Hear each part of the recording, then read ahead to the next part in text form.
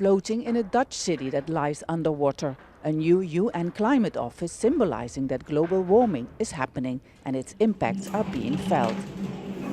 Nations worldwide have been enduring disasters and extreme weather. Scientists have attributed to average global temperatures that are already more than 1 degree Celsius higher. Because of the accelerating climate crisis, as was reported by IPCC's recent assessment report, that we have only 0.4 degrees Celsius, not 1.5. We have already consumed the 1.1 degrees until 2050. Can we do that?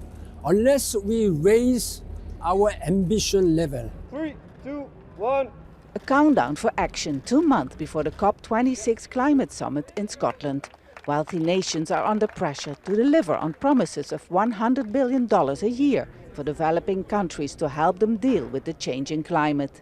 The $100 billion contribution from rich nations is gonna be the litmus test for Glasgow. Will they deliver? They have promised this in 2009, they have promised this in 2015. Now is the time to come through. He says the floating global center on climate adaptation shouldn't be seen as a sign of defeat in cutting emissions. Instead, a necessary defensive measure against rising tides, especially in low-lying Netherlands. The urgent need to help nations worldwide to deal with the impacts of global warming not only shows that we have moved to a new phase in adjusting to a changing climate, it also makes clear that the response by rich nations to this changing reality has been far too slow. Kijk uit, kijk uit!